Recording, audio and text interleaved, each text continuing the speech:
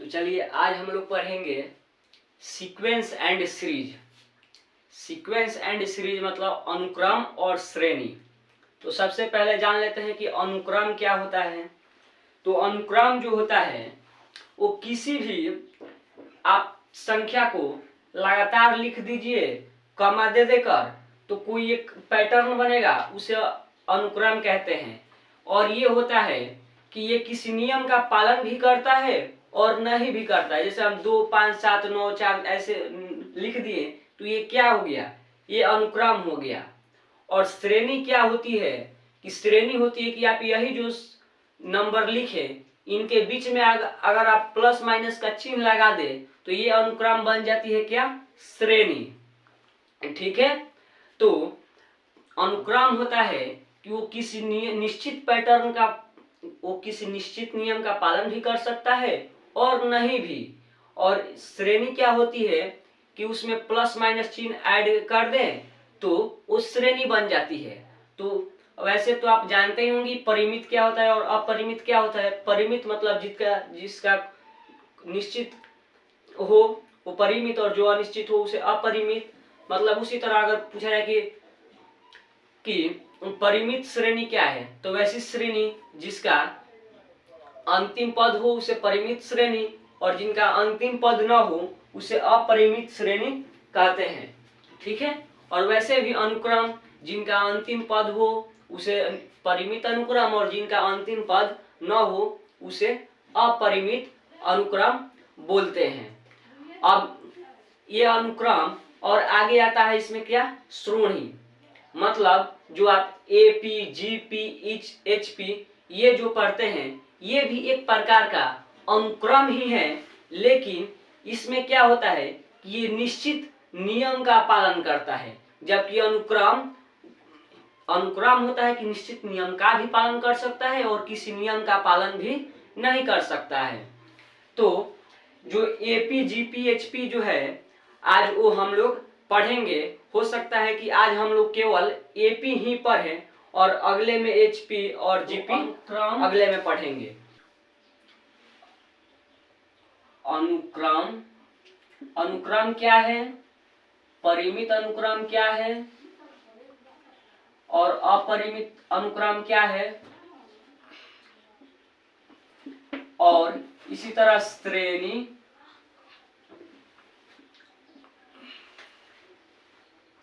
क्या है, परिमित श्रेणी क्या है, परिमित श्रेणी तो लिखा ही है, परिमित अपरिमित श्रेणी। और इसके बाद आता है क्या, श्रेणी। ठीक है। और ये जो होता है ये 3 प्रकार का होता है, एक AP, GP, HP। AP मतलब एरिथमेटिक प्रोग्रेशन, GP मतलब जियोमेट्रिक प्रोग्रेशन और HP मतलब harmonic progression. AP arithmetic progression, GP geometric progression, HP harmonic progression. ठीक है।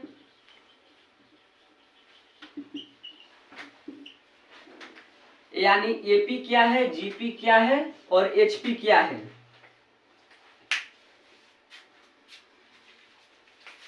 चैप्टर का नाम क्या है, अनुक्रम और श्रेणी। जैसे यहाँ पर लिख दे रहे हैं 2, 5, 8 ऐसे लिख दे रहे हैं। ठीक है। तो यहाँ पर तो आपको 1, 2, 3 और यहाँ भी 3 अंतर। ठीक है। या ऐसे लिख दे कुछ 3, 4, 6, 7 कुछ ऐसे। तो ये क्या हो गया, यहाँ पर तो एक नियम लग रहा है कि इसका कॉमन डिफरेंस 3 है, लेकिन यहाँ पर 1 है, यहाँ पर 2 है और यहाँ पर 1 है। इसका कोई पैटर्न नहीं बन रहा है, लेकिन फिर भी ये क्या है, एक अनुक्रम है, लेकिन इसे प्रोग्रेशन नहीं कहेंगे। ठीक है। और ये जो है ये खास नियम का पालन कर रहा है, तो इसे हम इस तीनों में से देखेंगे कि ये क्या है। तो चलिए परिमित अनुक्रम ऐसे ही 2, 5, 8 दे रहे हैं और अपरिमित के लिए 2, 5, 8 और इसमें डॉट डॉट दे रहे हैं कि मतलब इसके आगे भी और श्रेणी में यही प्लस दो प्लस माइनस दोनों लिख रहे हैं कि आप एक बार प्लस लिख दीजिएगा, एक बार माइनस लिख दीजिएगा। और हमें यहाँ पर ज्यादा न लिखने के लिए हम प्लस माइनस दोनों साथ में यूज कर रहे हैं। यहाँ +-5 +-8 और ऐसे ऐसे नहीं, ये तो परिमित और ये अपरिमित और ये श्रेणी हो गया। ठीक है, अब इसमें एक परिमित के लिए आप क्या करें, यहाँ पर प्लस लिख दें या माइनस कुछ भी, तो 2 5 8 ये परिमित हो गया। और अपरिमित के लिए यही लिख दे 2 5 8 और यहाँ डॉट डॉट डॉट, मतलब अपरिमित। और श्रेणी के लिए होता है खास पैटर्न का पालन करें। ठीक है, तो आज हम लोग पढ़ेंगे एपी एरिथमेटिक प्रोग्रेशन कि एपी क्या होता है, अनुक्रम श्रेणी। एपी क्या होता है, तो एपी जो होता है कि आप किसी भी अनुक्रम को लिखें, ठीक है, तो आप कोई अनुक्रम निश्चित ऐसे ले लें, कोई अनुक्रम यहाँ पर ले लें और इसके पहले वाले पद को इसमें से घटाइएगा। और फिर किसी माने कोई अनुक्रम हो उसमें से किसी पद को पकड़िए और उसके पहले वाले पद से उसे क्या कीजिए, घटाइए। फिर अगले वाले पद को पकड़िए, उसके पहले वाले पद से घटाइए। और जब आप देखेंगे कि इन दोनों का जो घटा रहे हैं उसका आंसर सेम आ रहा है, तो आपको कहेंगे, उसे कहते हैं डी यानी सार्व अंतर, यानी वो कहेंगे कि आप एपी में है। जैसे एग्जाम्पल के लिए हम देख रहे हैं क्या, 2 4 6 8 10 12 ऐसे, तो आप इस पद को पकड़िए। ठीक है, 4, इसमें पहले वाले क्या है 2, 4 में से 2 घटाइए, कितना आया 2। अब फिर इसे पकड़िए और इसे में से इसको घटाइए, 6 में से 4 घटाइए, कितना आ रहा है 2। फिर 8 को पकड़िए, 8 में से 6 घटाइए, कितना आ रहा है 2। 10 में से 8 घटाइए, कितना आ रहा है 2। 12 में से 10 घटाइए तो कितना आ रहा है 2।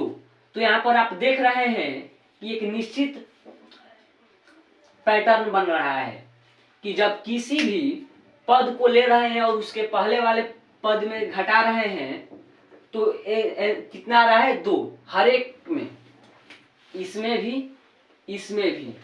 तो अब आप कहेंगे कि ये क्या है, ये एक एपी है। मतलब एपी क्या होता है, अनुक्रम श्रेणी। तो ये होता है कि कोई सीक्वेंस में आप किसी पद को पकड़िए, उसके पहले वाले पद को घटाइए, फिर इसी तरह हर एक पद में ऐसी कीजिएगा। तो अगर सब ये सेम आए तो मतलब ये एपी में है, यानी किसी पद और उसके पहले वाले पद का अंतर समान हो। यहाँ लिखेंगे किसी पद और, शॉर्ट में लिख रहे हैं, किसी पद और उसके पहले वाले पद का अंतर समान हो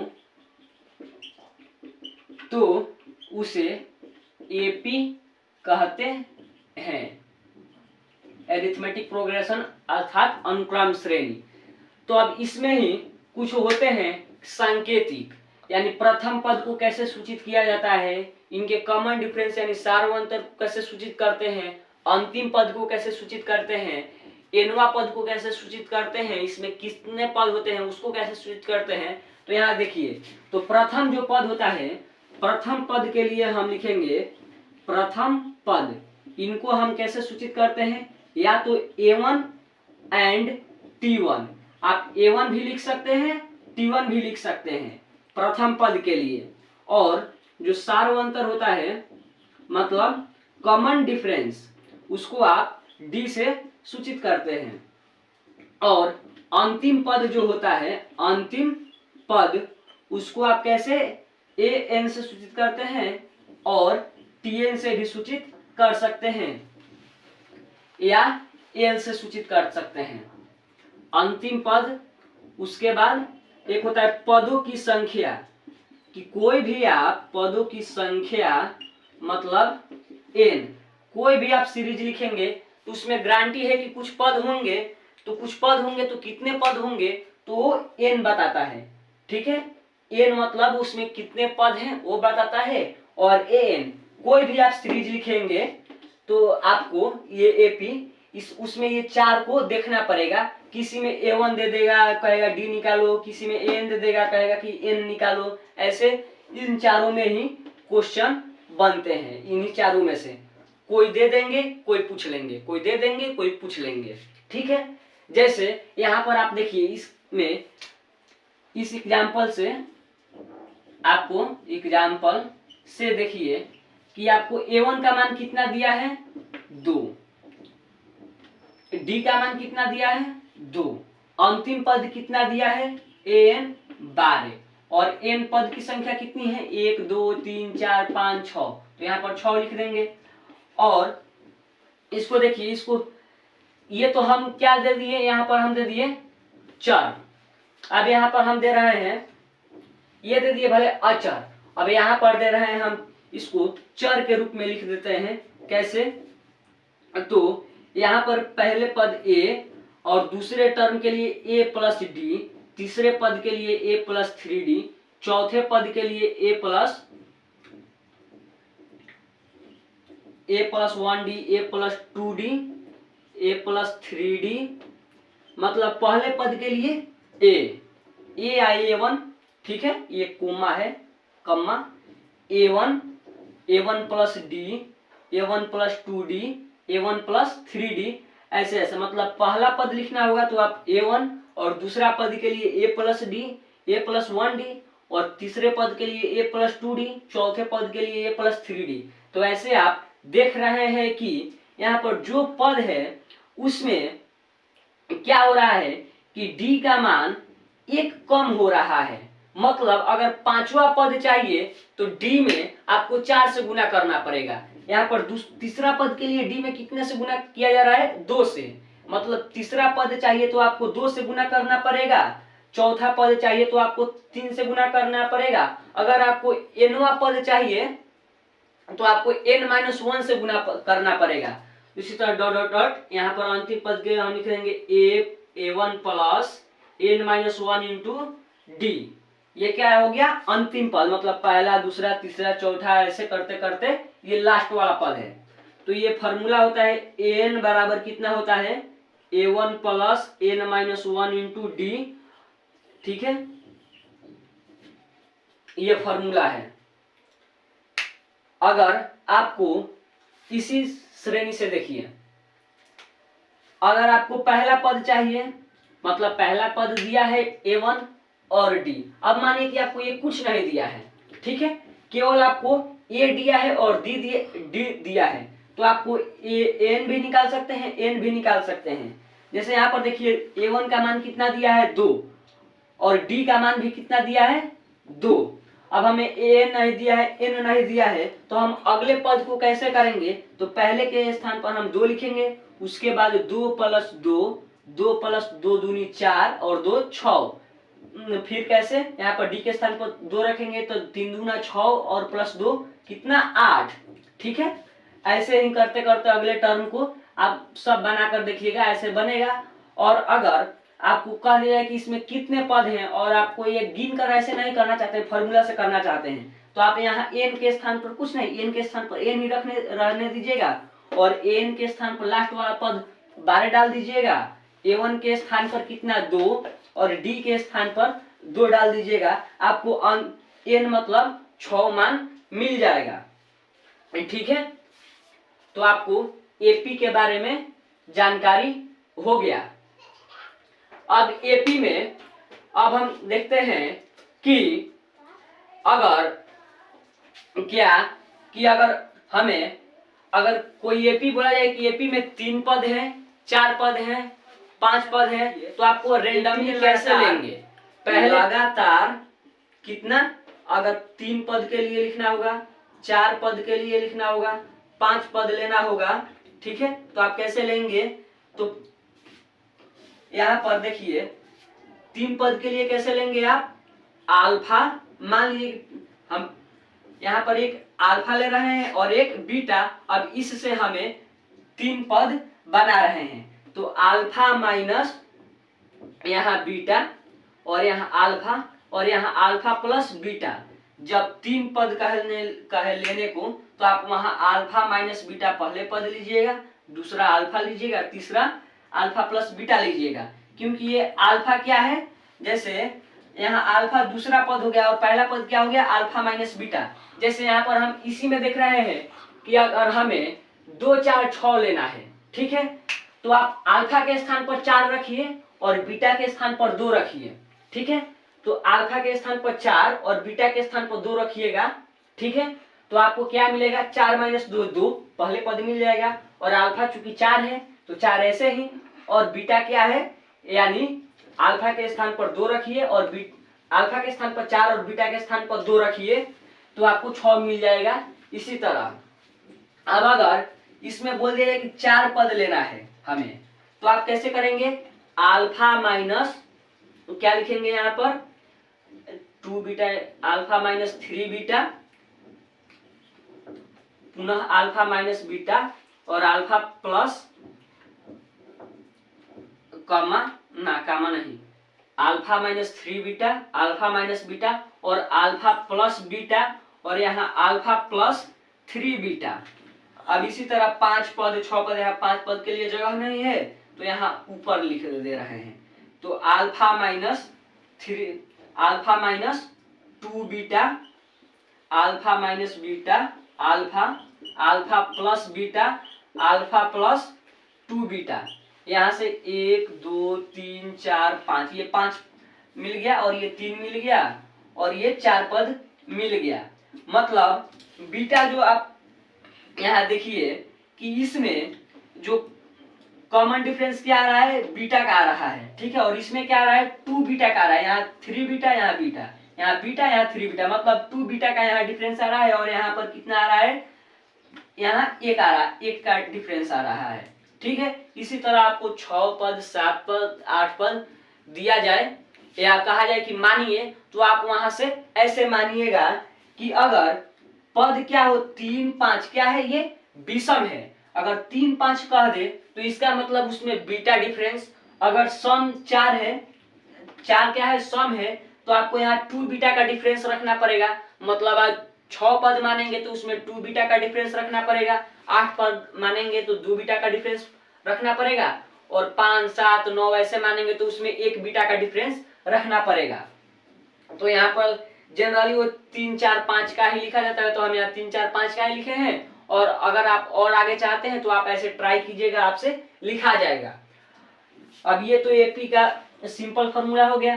अब हम जानेंगे कि एपी के योग वाले फॉर्मूला। तो यहाँ देखिए, जैसे n/2 इंटू ए प्लस टी एन, ये क्या होता है, उसका फॉर्मूला होता है। और एक होता है Sn बराबर n/2 into 2a plus n-1 into D. आप इसी से यहाँ पर प्लस n-1 इंटू डी, और यहाँ n/2 इंटू ए प्लस टी एन, प्रथम पद और लास्ट दिया होगा, तब आप ये वाले फॉर्मूला को यूज कीजिए। और अगर पहला पद दिया होगा, पद की संख्या दिया होगा या और सार्वंतर दिया होगा, तब आपसे एक योग पूछे तो ये वाला फॉर्मूला का यूज कीजिएगा, Sn बराबर n/2 into 2a plus n-1 into D, ठीक है। अब क्या बच रहा है, अब एक बच रहा है कि एपी के बीच वाले पद कैसे निकालेंगे, और एक बच रहा है एएम, ठीक है। जो एएम जीएम एचएम, तो ये जब जीपी पढ़ाएंगे तब जीएम बताएंगे, और एचपी पढ़ाएंगे तब एचएम बताएंगे। तो अभी एपी पढ़ा रहे हैं तो अभी हम बता रहे हैं एएम, मतलब एरिथमेटिक मीन। जैसे आपको ए बी सी यदि एपी में दे दिया जाए, ठीक है, तो अगर आपको बीच वाले पद को कहा जाए कि बीच वाले पद लिखिए, तो बीच वाले पद को क्या करेंगे, जैसे आपको क्या करना है, ए बी सी, तो आप B minus A equal to क्या करेंगे, सी माइनस बी। तो यहाँ से B plus B equal to A plus C, और 2b equal to A plus C, और यहाँ b equal to A plus C by 2। मतलब अगर आपको 3 पद दिया जाए, तो अगर दूसरा पद न दिया जाए, ठीक है, और पहला और तीसरा दिया जाए, तो आप पहले और तीसरे को जोड़कर 2 से डिवाइड करेंगे तो बीच वाले पद मिल जाएगा, ठीक है। अब आते हैं एएम। तो एएम क्या होता है, जैसे हम ऐसा भी वो भी है, यहाँ ए और एएम को हम ए लिख दे रहे हैं और बी लिख दे रहे हैं। तो यहाँ 2a बराबर क्या हो जाएगा a प्लस बी, तो a बराबर क्या हो जाएगा a प्लस बी बाई 2। मतलब यहाँ से आ रहा है a m बता रहे हैं, m के फॉर्मूला यहाँ लिख दे रहे हैं, a बराबर कितना होता है a प्लस बी बाई 2। जगह कम है इसीलिए हम लिख रहे हैं, मेन फॉर्मूला पर घेरा लगा दे रहे हैं कि ये चीज आपको याद रखनी है क्वेश्चन बनाने के लिए। अब एपी में ये इतना भर क्या बता दिए, वैसे तो अनुक्रम परिमित अनुक्रम ये सब उतना नहीं बताना चाहिए, लेकिन हम बता दिए, थोड़े से पहले बता भी दिए और यहाँ पर थोड़ा थोड़ा लिख भी दिए। और हम श्रेणी में एपी पढ़ा दिए, अब पढ़ाएंगे जीपी और अगले में पढ़ाएंगे एचपी। तो एपी में भी हम क्या पढ़ाएं कि एपी किसे कहते हैं, क्या है, यहाँ पर एथी लिखे और यहाँ उसके संकेतिक कुछ कुछ लिखे कि पहले पद और सार्वंतर अंतिम पद क्या है, पद की संख्या कितनी है और इतना इतना है। तो अब हमें लगता है कि एपी में अब इतना कंसेप्ट हो गया। ठीक है, अब आप लोग क्वेश्चन बनाइएगा, बन जाएगा। लेक्चर देखने के लिए आप सभी को धन्यवाद हमारी तरफ से।